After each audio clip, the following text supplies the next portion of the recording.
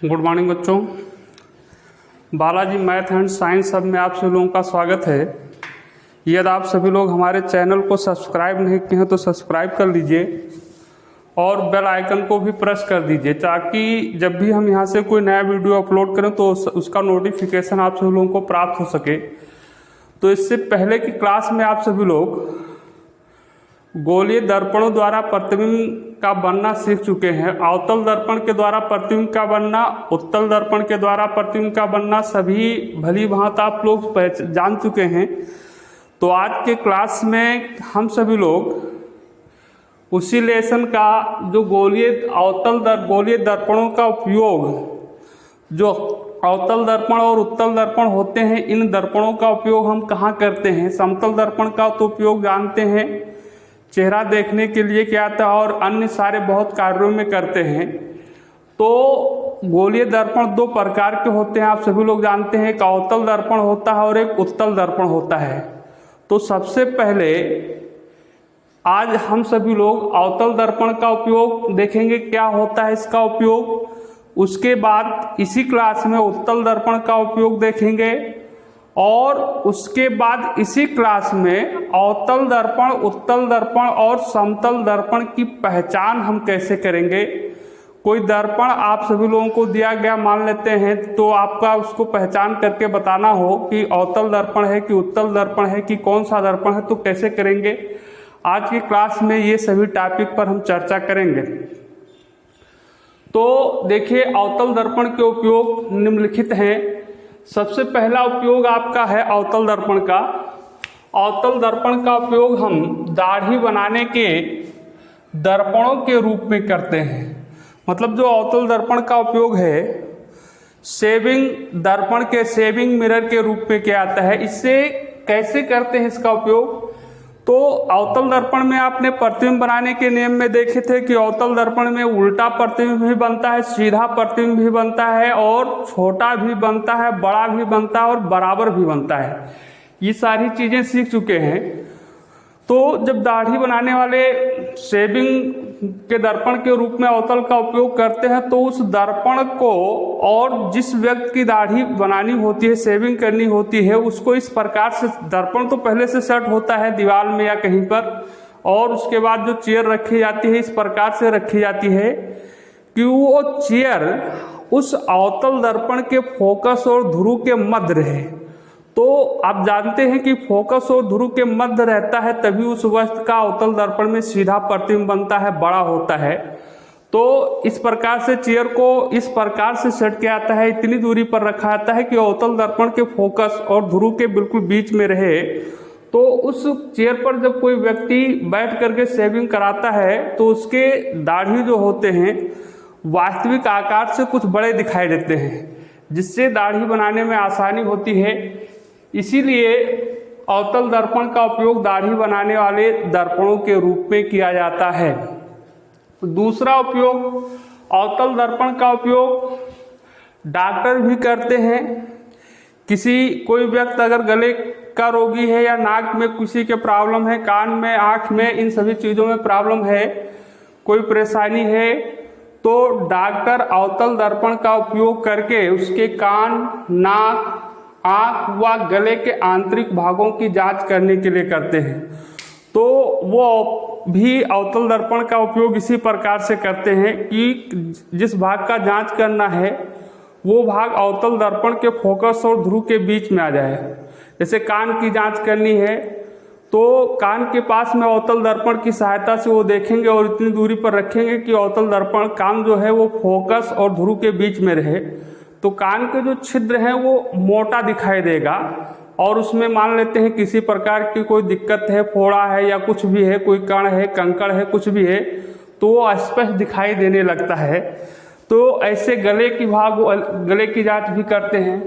तो दूसरा उपयोग अवतल दर्पण का उपयोग डॉक्टर नाक, कान, आँख व गले के आंतरिक भागों की, मतलब इन सभी के आंतरिक भागों की जांच करने के लिए करते हैं। तीसरा उपयोग ये है कि अवतल दर्पण का उपयोग सर्च लाइट टार्च में सर्च लाइट मोटर कारों व रेलवे इंजन रेल के इंजनों के हेडलाइटों के रूप में क्या आता है। आप सभी लोग देखें टार्च, तो टार्च जो होता है, टार्च में भी अवतल दर्पण का उपयोग करते हैं। टार्च का बल्ब आप सब लोगों ने देखा है और उसमें पीछे कुछ इस टाइप का, मतलब इस टाइप का करके लगा होता है, तो वो अवतल दर्पण होता है, चिकना सा होता है, सफ़ेद सफ़ेद दिखाई देता है, तो वो अवतल दर्पण का होता है, वो दर्पण होता है। और उस बल्ब जो लगा होता है उस अवतल दर्पण के फोकस पर लगा होता है, फोकस पर लगा होता है। तो उस बल्ब से निकलने वाली प्रकाश की किरणें जब अवतल दर्पण पर पड़ती हैं तो अवतल दर्पण से परावर्तित होने के बाद परावर्तन के पश्चात वो सीधे एक दूसरे के समांतर निकलती हैं। इसलिए जब हम टार्च जलाते हैं तो उसका प्रकाश बहुत दूर तक सीधा जाता है, ना कि तुरंत बहुत अधिक दूर जाके फैल जाता है। मतलब धीरे धीरे थोड़ा फैला होता है लेकिन बहुत सीधा एक रो के रूप में जाता है, स्तंभ के रूप में जाता है, तो जिससे उसका प्रकाश बहुत काफ़ी अधिक दूरी तक जाता है। ऐसे मोटरसाइकिल हो गए, कार हो गए, रेल के इंजन हो गए, जितने भी ट्रक हो गए, उनके जो सर्च लाइट, हेडलाइट जो होता है, हेडलाइट जो आगे लाइट लगी होती है, आप लोग देखते हैं उसका उजाला बहुत दूर तक सीधे जाता है, फैलाव कम होता है, बहुत कम होता है। तो इसका उपयोग इसीलिए करते हैं कि वो फैलाव ज़्यादा हो। और इस सभी लाइटों में जो बल्ब को रखा जाता है, बल्ब और दर्पण दोनों लगे होते हैं उसी हेडलाइट में, तो बल्ब हमेशा फोकस पर रहता है उस अवतल दर्पण के। इसीलिए बल्ब से जो प्रकाश उत्पन्न होता है वो सारे प्रकाश पहले अवतल दर्पण पर पड़ते हैं, अवतल दर्पण से परावर्तित होने के बाद एक दूसरे के समांतर निकलते हैं। क्योंकि आप जानते हैं कि फोकस पर आपतित होने वाली प्रकाश की किरणें अवतल दर्पण से परावर्तन के पश्चात एक दूसरे के समांतर हो जाती हैं। तो ये इनका उपयोग, अवतल दर्पण का उपयोग टार्च में, सर्च लाइट में, मोटर कारों के, रेलवे इंजनों के हेडलाइट का मतलब जो आगे लाइट लगा होता है उसमें क्या आता है। चौथा उपयोग ये होता है अवतल दर्पण का उपयोग परावर्तक दूरदर्शी में अभिदृश्यक लेंस के रूप में क्या आता है। देखिए, दूरदर्शी और सूक्ष्मदर्शी आपको जब पढ़ेंगे तब पता चलेगा, उसमें दो प्रकार के लेंस होते हैं। एक नेत्र का लेंस होता है जिसे अभिनेत्र लेंस कहते हैं, और एक अदृश्यक लेंस होता है। अदृश्यक, जैसे किसी वस्तु को देखने के लिए अदृश्यक लेंस के, जिस वस्तु को देखना होता है दूरदर्शक या सूक्ष्मदर्शी या कोई भी है जिसकी सहायता से, तो उस वस्तु को अदृश्यक लेंस के सामने रखते हैं। तो एक प्रकार का अदृश्य वो होता है परावर्तक दूरदर्शी होता है, दूरदर्शी। और उस परावर्तक दूरदर्शी में अदृश्यक लेंस के रूप में जो प्रयोग करते हैं वहाँ पर अवतल दर्पण का उपयोग किया जाता है। अगला उपयोग है अवतल दर्पण का उपयोग सौर भट्ठियों में, सोलर भट्ठी होती हैं और उन सौर भट्ठियों में भी प्रकाश को केंद्रित करने के लिए क्या आता है। सौर भट्ठी होती है तमाम प्रकार के, तो उस जो सोलर भट्टी होती है, सौर भट्टी, उस पर सूर्य का प्रकाश पड़ता है, लेकिन सूर्य का प्रकाश इकट्ठा पड़े, अधिक प्रकाश पड़े, इसके लिए उसमें एक अवतल दर्पण लगा देते हैं। जैसे मान लेते हैं यहाँ पे सौर भट्ठी रखी हुई है ये, तो और सूर्य की प्रकाश की किरण इधर से आ रही है, तो इस टाइप एक अवतल दर्पण लगा देंगे। अवतल दर्पण लगाने से बाद क्या होगा, जब इस पे से प्रकाश आएगी, इस दर्पण पर पड़ेगी, तो वहाँ से परावर्तित होकर सीधे सोलर पर पड़ता है, सोलर भट्ठी पर पड़ता है। इस प्रकार से अवतल दर्पण का उपयोग हम सौर भट्ठियों के रूप में, सौर भट्ठियों में सूर्य के प्रकाश को केंद्रित मतलब इकट्ठा करने, जो फैलते हुए प्रकाश आता है उसको इकट्ठा गिराने के लिए क्या आता है। तो ये था आपका अवतल दर्पण का उपयोग। अब हम देखते हैं उत्तल दर्पण का उपयोग क्या होता है। तो उत्तल दर्पण के उपयोग भी कुछ हैं जिन पर हम चर्चा करते हैं। तो उत्तल दर्पण के उपयोग देखने के लिए देखिए क्या होता है उत्तल दर्पण का उपयोग। तो उत्तल दर्पण के प्रमुख उपयोग निम्नलिखित हैं।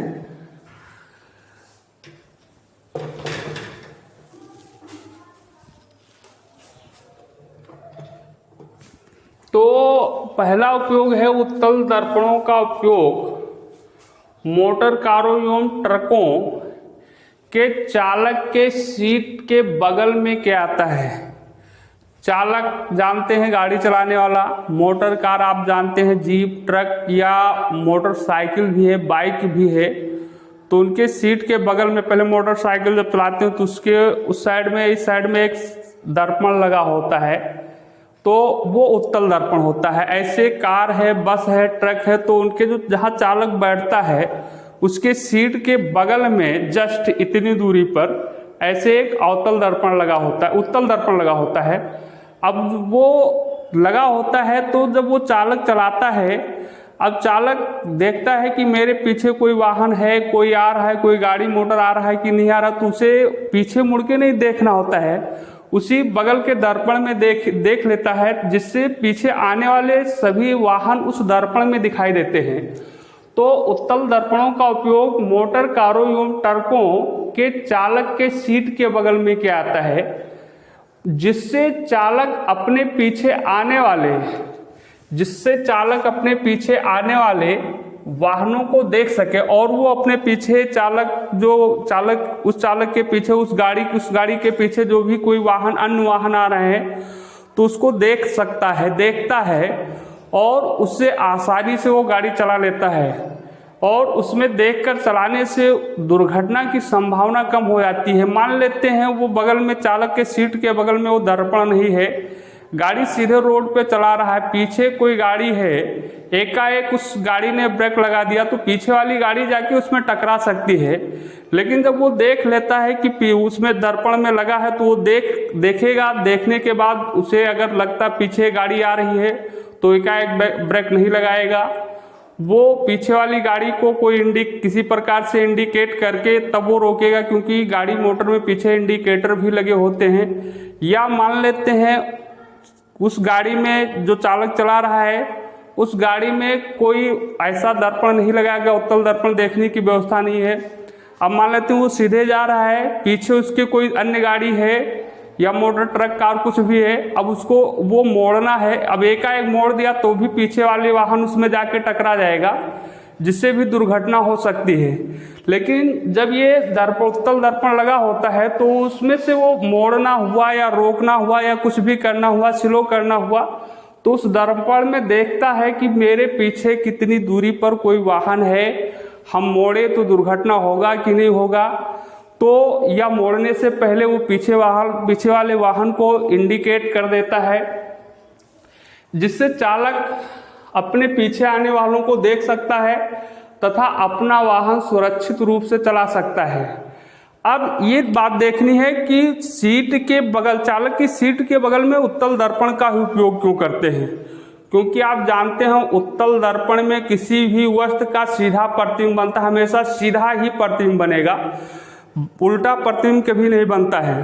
तो सीट के बगल में लगा दिया गया तो पीछे जो वाहन आ रहे हैं उसका प्रतिबिंब वो बनेगा, सीधा ही बनेगा। दूसरी बात ये होती है कि उत्तल दर्पण में जो प्रतिबिंब बनता है, सीधा प्रतिबिंब बनता है, वो वस्तु से छोटा होता है, वो हमेशा वस्तु से छोटा ही बनेगा। तो बहुत बड़ा वाहन है तो भी उसका स्पष्ट प्रतिबिंब बनता है छोटा सा। और उत्तल दर्पण का जो दृष्टि क्षेत्र होता है, देखने का एरिया होता है, वो बहुत विस्तृत होता है। उत्तल दर्पण में छोटा प्रतिबिंब बनने के कारण, सीधा प्रतिबिंब बनने के कारण बहुत अधिक क्षेत्र की वस्तुएं दिखाई देती हैं आसानी के साथ। तो इसीलिए चालक के सीट के बगल में उत्तल दर्पण का उपयोग किया जाता है। दूसरा उपयोग ये है कि उत्तल दर्पण का उपयोग सड़क पर आप लोगों ने देखा होगा, सड़क पर, गली पर या फिर कहीं खंभे पर ऐसे लैंप लगे होते हैं जो रात में जलते हैं, जिससे सड़क पर उजाला रहता है। या चौराहे पर देखिए कहीं हर जगह पे लगा होता है, तो वहाँ जो लगे हुए लैंप होते हैं उसमें परावर्तक तल के रूप में उत्तल दर्पण का उपयोग करते हैं। अब उत्तल दर्पण का उपयोग क्यों करते हैं परावर्तक तल के रूप में, तो उत्तल दर्पण की खास बात ये होती है कि उत्तल दर्पण प्रकाश की किरणों को अपसरित कर देता है। अवतल दर्पण देखा था आप, ये फिर इधर देख लीजिए। अवतल दर्पण जो होता है प्रकाश की किरण को ऐसे आ रहा है तो वो इस प्रकार से सिकोड़ देता है, लेकिन उत्तल दर्पण जो होता है वो प्रकाश की किरण, मान लेते हैं कोई जा रहा है मुखच के समांतर, तो इस प्रकार से दूर दूर फैला देता है। मतलब अवतल दर्पण प्रकाश की किरणों को अपसरित कर देता है, फैला देता है। तो उत्तल दर्पण जो होता है वो प्रकाश की किरणों को फैलाता है। इसलिए जो लैंप होते हैं उन लैंप में एक बल्ब लगा होता है, बल्ब के पीछे एक परावर्तक तल के रूप में उत्तल दर्पण का उपयोग करते हैं, जिससे जब उस बल्ब से प्रकाश की किरणें उत्पन्न होती हैं और वो प्रकाश की किरणें उस परावर्तक तल पर पड़ती हैं, तो परावर्तक तल पर पड़ने के बाद वो परावर्तित होती है जब उत्तल दर्पण से, तो दूर दूर फैलती हुई अपसरित होती हुई होती हैं। इससे जो लैंप से निकलने वाला प्रकाश है वो काफ़ी दूर तक फैल जाता है। तो उत्तल दर्पण का उपयोग परावर्तक तल के रूप में किया जाता है उन लाइटों में, उन लैंपों में जो बाजार में या किसी गली में या चौराहे पर ऊपर खंभों पे जो लैंप लगे होते हैं, जिससे दूर दूर तक प्रकाश को, काफ़ी क्षेत्र को प्रकाशित करना होता है, उसमें हम उत्तल दर्पण का उपयोग करते हैं। तो उत्तल दर्पण के और बहुत सारे उपयोग हो सकते हैं। ठीक, तो इस प्रकार से उत्तल दर्पण का उपयोग आपने देखा। अब हम देखेंगे कि दर्पणों की पहचान कैसे करते हैं। तो अब देखेंगे आप सभी लोग दर्पणों की पहचान। अवतल दर्पण, समतल दर्पण या उत्तल दर्पण है तो उनकी हम पहचान कैसे करेंगे, किस प्रकार से करेंगे। मान लेते हैं कोई दर्पण है, अब वो दर्पण तीनों प्रकार का हो सकता है, समतल दर्पण है, उत्तल दर्पण है या अवतल दर्पण है, तो इनकी हम पहचान कैसे करते हैं, कैसे करेंगे। आपको दिया गया वो दर्पण, तो कैसे पहचान के आप बताएंगे कि ये दर्पण है, ये फला दर्पण है। तो इस चीज़ को समझने के लिए आप सभी लोग पहले उस दर्पणों की परिभाषाओं पर को फिर से स्मरण कीजिए, फिर से ध्यान दीजिए कि दर्पण की परिभाषा हम कैसे पढ़े थे, किस प्रकार का दर्पण कैसा, उसकी क्या परिभाषा था, किसे कहते हैं। तो आपने देखा था कि समतल दर्पण जो होता है उस दर्पण के परावर्तक तल जो होता है प्लेन होता है, समतल होता है। मतलब जिस दर्पण का परावर्तक तल समतल होता है उसे समतल दर्पण कहते हैं। जैसे मान लेते हैं ये बुक है, तो इस बुक का जो परावर्तक तल है, देखिए ये परावर्तक तल मतलब ये प्लेन समतल हम आपको क्लियर करवाना चाहते हैं। जैसे ये तल जो है समतल है, दीवार का तल समतल है, ये बोर्ड जो व्हाइट बोर्ड है इसका तल प्लेन है, समतल है। तो अगर किसी दर्पण का परावर्तक तल समतल महसूस होता है, आपका समतल है, तो वो समतल दर्पण होगा। जो अवतल दर्पण होता है उसका आप देखे थे, अवतल दर्पण का परावर्तक तल अंदर की ओर वक्रित होता है, मतलब अंदर की ओर दबा हुआ होता है।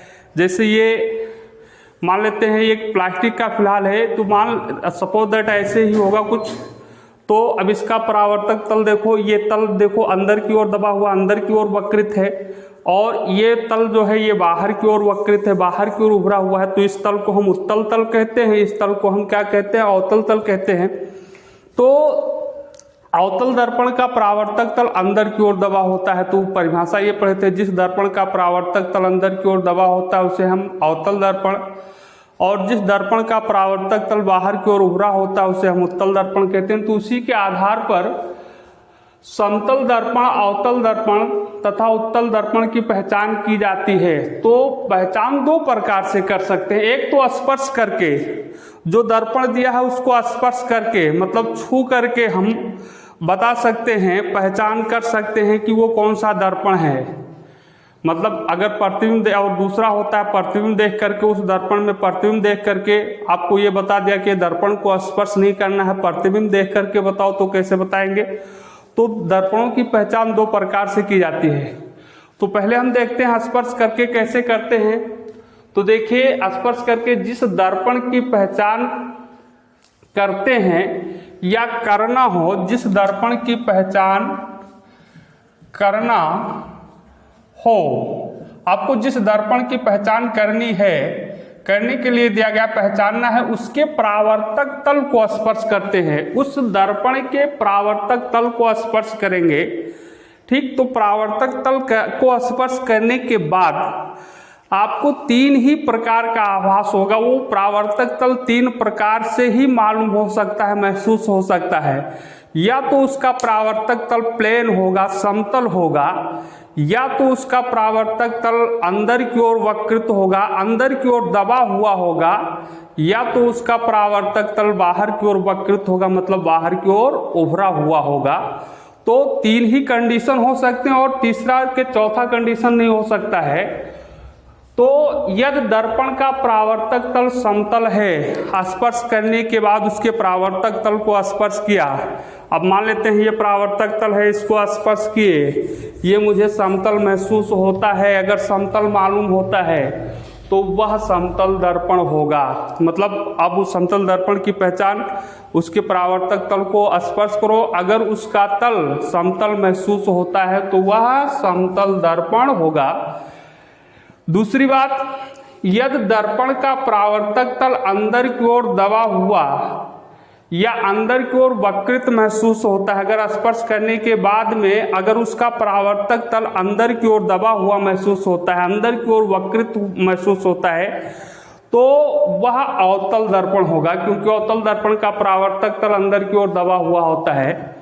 तीसरी बात, यदि दर्पण का परावर्तक तल बाहर की ओर उभरा हुआ महसूस होता है, उभरा हुआ है, बाहर की ओर वक्रित है या बाहर की ओर उभरा हुआ महसूस होता है, तो वह उत्तल दर्पण होगा। मतलब दर्पण की पहचान स्पर्श करके हम कर सकते हैं। अब उसके जैसे मान लेते हैं ये दर्पण है मेरा, ये परावर्तक तल है, तो इसको स्पर्श किया ऐसे मैंने, तो ये क्या लग रहा है, बाहर की ओर उभरा हुआ लग रहा है, बाहर की ओर वक्रित हुआ महसूस होता है। तो ये कौन सा दर्पण है, उत्तल दर्पण है। ठीक, तो इस प्रकार से हम पहचान कर सकते हैं प्रतिबिंब देख वो स्पर्श करके। दूसरा तरीका ये है, प्रतिबिंब देख करके भी हम अवतल दर्पण, उत्तल दर्पण, समतल दर्पण की पहचान कर सकते हैं। ठीक, वो कैसे करते हैं देखिए। दूसरे कंडीशन में, दूसरी चीज, दर्पणों की पहचान हम प्रतिबिंब देखकर भी कर सकते हैं। प्रतिबिंब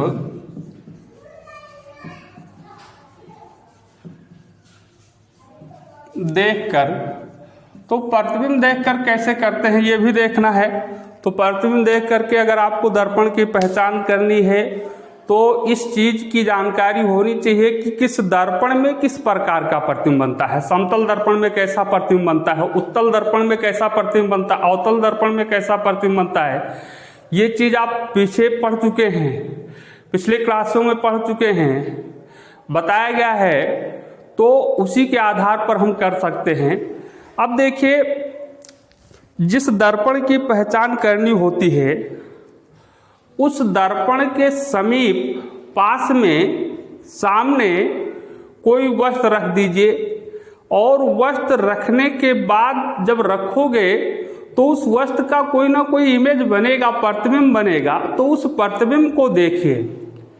ठीक, अब वस्तु रखने की स्थितियां भी अलग अलग हैं, या बहुत पास में रखिए या कुछ दूर पे रखिए, या हम कहीं भी रखिए। चलिए कहीं भी रख दीजिए, कई प्रकार से बताया जा सकता है। चलिए हम देख लेते हैं। आपको वस्तु कहीं भी रख देना है, दर्पण के सामने, उस जो भी दर्पण दिया गया उसके सामने कोई वस्तु रखो, और वस्तु रखने के बाद में देखिए उसका प्रतिबिंब बनना, उस प्रतिबिंब को ध्यान से देखिए। तो अगर उस प्रतिबिंब, वो प्रतिबिंब अब देखने के बाद में अगर वो प्रतिबिंब उल्टा सीधा लगेगा आपको, अगर वो प्रतिबिंब सीधा है और वस्तु के बराबर लंबाई का है, जितनी बराबर वस्तु है, जितना बड़ा वस्तु है उतने बड़ा प्रतिबिंब बनता है, और प्रतिबिंब सीधा है, तो ये तय है कि वो समतल दर्पण होगा। तो इसमें आप लिख सकते हैं, लिख लीजिएगा, हम लिखाएंगे नहीं बोर्ड पे, अब आपको ही लिखना है।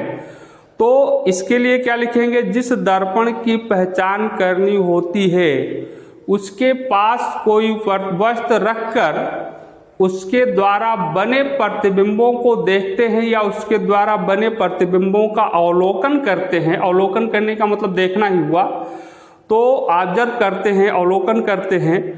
यदि प्रतिबिंब सीधा और वस्तु के बराबर लंबाई का है तो वो समतल दर्पण होगा, ये तय है।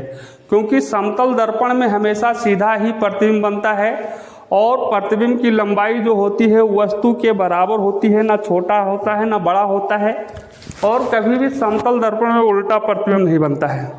ठीक, ये कंडीशन हो गई। तो देखिए समतल दर्पण हो गई। दूसरी बात, प्रतिबिंब कोई सीधा नहीं हो सकता है, सीधा हो सकता है और वस्तु से छोटा या बड़ा भी हो सकता है, तो वो उत्तल और अवतल में होगा। आगे समतल की बात क्लियर हो गई, अवतल और उत्तल पर आते हैं। अब उस दर्पण में जो प्रतिबिंब बना सीधा है तो काम खत्म। और समतल दर्पण सीधा और वस्तु के बराबर है तो समतल दर्पण है, तय है। अब सीधा है वो प्रतिबिंब लेकिन वस्तु के आकार से छोटा है या बड़ा है, तो अगर वस्तु के आकार से बड़ा है तो वो अवतल दर्पण होगा, वस्तु के आकार से छोटा है तो वह उत्तल दर्पण होगा। क्योंकि ये सीधे प्रतिबिंब के आधार पर मैंने डिफिनीशन बता दिया है, अभी दूसरे प्रकार से भी बताया जा सकता है। तो देखिए, क्योंकि आप जानते हैं सीधा प्रतिबिंब तीनों दर्पणों में बनता है, समतल दर्पण में भी बनता है, उत्तल दर्पण में भी बनता है, अवतल दर्पण में भी बनता है। लेकिन समतल दर्पण में जो सीधा प्रतिबिंब बनता है वो वस्तु की लंबाई के बराबर होता है, और उत्तल दर्पण में जो सीधा प्रतिबिंब बनता है वो वस्तु की लंबाई से छोटा होता है, वस्तु से छोटा प्रतिबिंब बनता है। और अवतल दर्पण में जो सीधा प्रतिबिंब बनता है वस्तु से बड़ा होता है, वस्तु की लंबाई से बड़ा होता है। तो अब देखिए, दर्पण मान लेते हैं आपने रख दिया, दर्पण है, दर्पण के सामने कोई वस्तु रखा, उस वस्तु के द्वारा बना प्रतिबिंब सीधा और वस्तु की बराबर है तो समतल दर्पण। सीधा और वस्तु से बड़ा है, प्रतिबिंब सीधा है और वस्तु की लंबाई से बड़ा है तो वो अवतल दर्पण, और सीधा है और वस्तु की लंबाई से छोटा है तो वह उत्तल दर्पण होगा। तीसरी कंडीशन और भी हो सकती है, समतल में तो वही कंडीशन रहेगी, लेकिन ये भी हो सकता है कि दर्पण में प्रतिबिंब उल्टा भी बने, तो उल्टा प्रतिबिंब अवतल में ही बनता है और किसी में बनता है, उत्तल में हमेशा सीधा ही बनता है। बात क्लियर है? तो प्रतिबिंब देख करके पहचान इस प्रकार से भी कर सकते हैं। ठीक, आगे देखिए, एक बार और देख लीजिए प्रतिबिंब देख करके हम पहचान कैसे करेंगे। तो देखिए, जिस दर्पण लिखेंगे क्या, जिस दर्पण की पहचान करनी हो उस दर्पण के सम्मुख कोई वस्तु रखकर उसके द्वारा बने हुए प्रतिबिंबों का अवलोकन करते हैं या प्रतिबिंब को देखते हैं। यदि नंबर 1 पे लिखिएगा, प्रतिबिंब सीधा और वस्तु की बराबर लंबाई का है तो वह समतल दर्पण होगा। नंबर 2, यदि सीधा और वस्तु से बड़ा लंबाई का है तो वो अवतल दर्पण होगा। नंबर 3, यदि सीधा और वस्तु से छोटा लंबाई का है, कम लंबाई का है तो वह उत्तल दर्पण होगा। तो इस प्रकार से आज की क्लास में आपने दर्पणों की पहचान देखा और दर्पणों के उपयोग देखे, जिसमें उत्तल दर्पण और अवतल दर्पण का उपयोग क्या करते हैं। एक छोटी सी बात इस क्लास में और करेंगे कि कुछ बच्चे पूछ रहे थे मुझसे, कमेंट करके पूछे कि वक्रता केंद्र और ध्रुव से होकर जाने वाली रेखा को मुख्य अक्ष कहते हैं। मैंने बताया ये सही भी है कि किसी दर्पण के वक्रता केंद्र और मुख्य अक्ष से होकर जाने वाली काल्पनिक रेखा को हम मुख्य अक्ष बोलते हैं, प्रिंसिपल एक्सिस बोलते हैं, कहते हैं, ये सही है। तो उस बच्चे ने पूछ रहा था कि तो उसे वक्रता त्रिज्या कैसे वो होगी, वक्रता त्रिज्या किसे कहते हैं। तो उसका कॉन्सेप्ट, कुछ लोगों का कॉन्सेप्ट नहीं क्लियर हुआ, उस कॉन्सेप्ट को हम इस क्लास में क्लियर कर देते हैं। जैसे आपका ये हो गया अवतल दर्पण,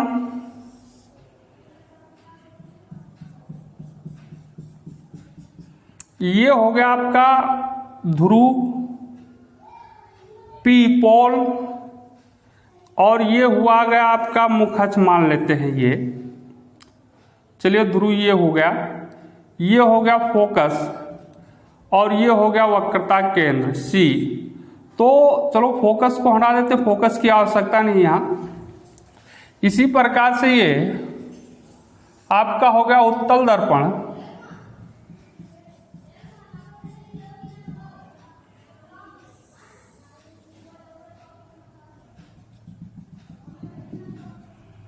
ये पोल हुआ ध्रुव, ये हो गया वक्रता केंद्र सी। अब वक्रता त्रिज्या आपको बताया गया मुख अक्ष ही नहीं हो सकता है, वक्रता त्रिज्या ये पूरा मुख अक्ष हो गया, ये आपका मुख अक्ष है भैया, और इसको इधर की ओर और बढ़ाया जा सकता है। ये भी मुख अक्ष है, इधर दोनों तरफ बढ़ाया जा सकता है। मुख अक्ष एक रेखा है, रेखा की लंबाई अपरिमित होती है। वक्रता त्रिज्या ये होता है कि वक्रता केंद्र ये होगा सेंटर ऑफ कर्वेचर, सेंटर से ध्रुव तक की दूरी, इतनी दूरी ही त्रिज्या कहलाती है। मतलब मुख अक्ष का कुछ भाग ही त्रिज्या कहलाएगा, या दूसरी तरह से मतलब ये त्रिज्या कहलाएगा। ये और यहाँ से यहाँ तक का ही होता है त्रिज्या ये। मतलब वक्रता केंद्र और ध्रुव तक की दूरी जो लंबाई होती है मुख अक्ष का ही चलिए मान लेते हैं, मुख अक्ष की वो लंबाई जो वक्रता केंद्र और ध्रुव के बीच की लंबाई होती है वो क्या कहलाती है? त्रिज्या। या ऐसा भी हो सकता है ये भी त्रिज्या है। ये वक्रता केंद्र से परावर्तक तल, दर्पण के परावर्तक तल की दूरी क्या कहलाती है? त्रिज्या। ये भी वक्रता त्रिज्या है। तो मुख अक्ष अलग बात है, वक्रता त्रिज्या अलग बात है। वक्रता त्रिज्या आपको बताया था कि गोलीय दर्पण, जिस खोखले गोले की त्रिज्या होती है उसकी त्रिज्या, खोखले गोले का भाग होता है उसकी त्रिज्या जो रेडियस होती है वो वक्रता त्रिज्या कहलाती है। ये वक्रता त्रिज्या है, ये भी वक्रता त्रिज्या। मतलब ये ध्यान रखना है कि वक्रता केंद्र से ध्रुव तक की दूरी या वक्रता केंद्र से दर्पण के परावर्तन तक की दूरी वक्रता त्रिज्या कहलाती है, ना कि मुख अक्ष वक्रता त्रिज्या कहलाएगी। ऐसे इसमें भी ये वक्रता केंद्र है, तो यहाँ से ये तक की ये आपका रेडियस हो जाएगा, रेडियस ऑफ कर्वेचर, परावर्तक तल के बीच की दूरी ये वक्रता त्रिज्या है। ये वक्रता त्रिज्या है, ये वक्रता त्रिज्या हुआ, ये हुआ वक्रता त्रिज्या। मतलब वक्रता केंद्र और परावर्तक तल के बीच की दूरी वक्रता त्रिज्या कहलाती है। तो ये कंडीशन अब आपको क्लियर हो गया होगा। तो आज की क्लास में आप सभी लोगों ने इतनी चीज़ें सीखी। यदि आप सभी लोगों को के समझ में आता है